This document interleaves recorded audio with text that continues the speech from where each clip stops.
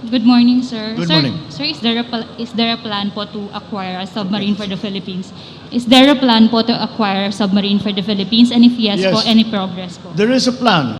Hopefully, when the time comes and the conditions are agreeable, then we might be able to acquire those submarines. Marami tayong offer from different countries. Mga idol at kabayan, super good news! Nang sinabi ng Pangulong Marcos na itutuloy at suportado nito ang Armed Forces of the Philippines Modernization Program, hindi ito nagbibiro. Kinumpirma ng Pangulo na ang pagbili ng kauna-unahang submarine ng Pilipinas ay kasama sa mga plano ng kanyang administrasyon. Wow na wow! Dagdag pa ng Pangulo, merong bansang nag-offer na dito gagawin ang submarine kung saan makakabuti ito sa depensa at maging sa pagbibigay ng trabaho sa mga kapwa natin Pilipino. Not only to acquire submarines, but also to build them here in the Philippines. So yun ang tinitignan natin ngayon. Dahil malaking bagay yun. If they are built here, and we can actually build submarines here and provide those submarines to other countries, then that's another source of jobs and of income and increased capability for our Navy. Sa ika-125 taong anibersaryo ng Philippine Navy, ipinakita nila ang mga makabagong gamit na nakuha nila sa bansang Israel kay Pangulong Marcos Jr. Panoorin ang video. Ito ang balitang ating pag-uusapan dito lang sa Good News Philippines. Huwag kalimutang i-like ang video, mag-subscribe, mabilis lang ito, promise!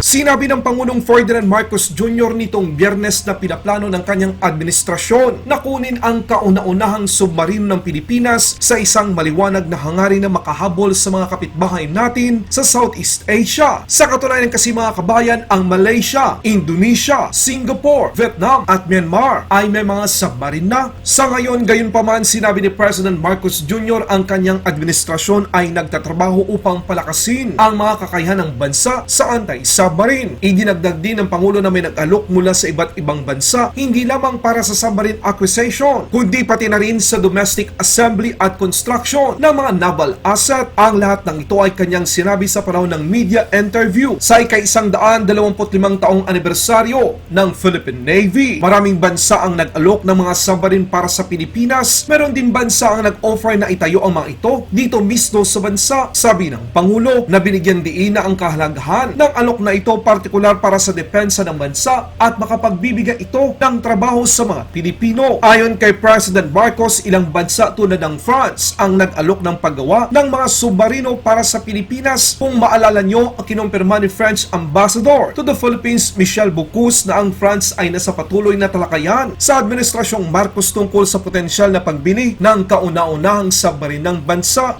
Good morning, sir. Good morning. Sir, is there a plan po to acquire a submarine for the Philippines?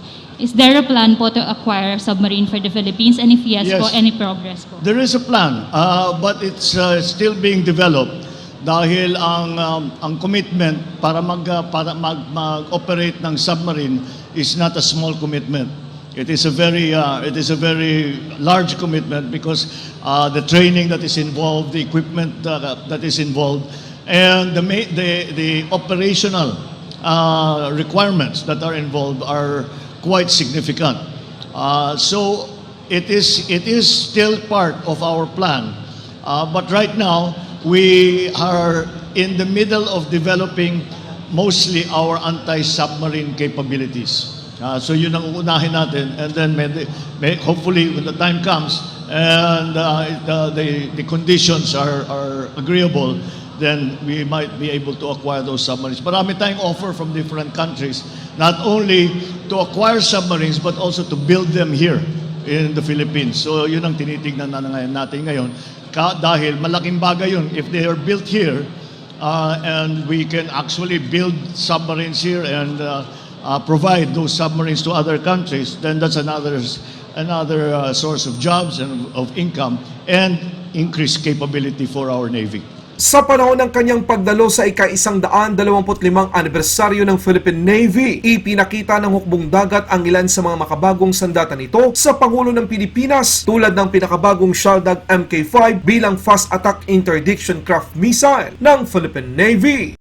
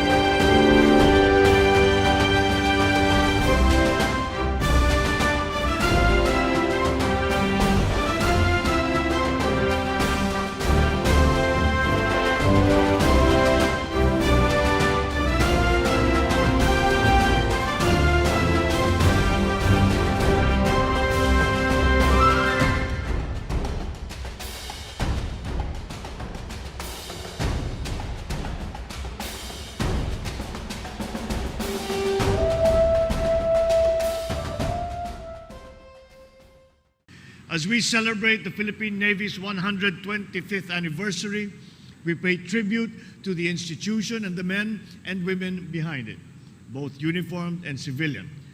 For they have continued the noble cause of defending the public sovereignty and keeping the peace. As it sails on towards the next century, the Philippine Navy remains ever relevant in our nation building and continue to be indispensable to the attainment of the aspiration of a more comfortable and secure way of life for all Filipinos.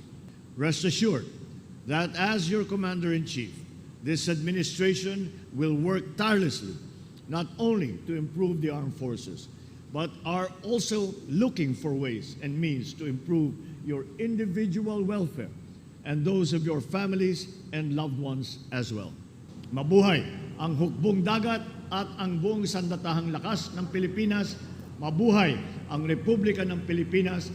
Maraming salamat at magandang umaga sa inyong lahat. Laban Pinas.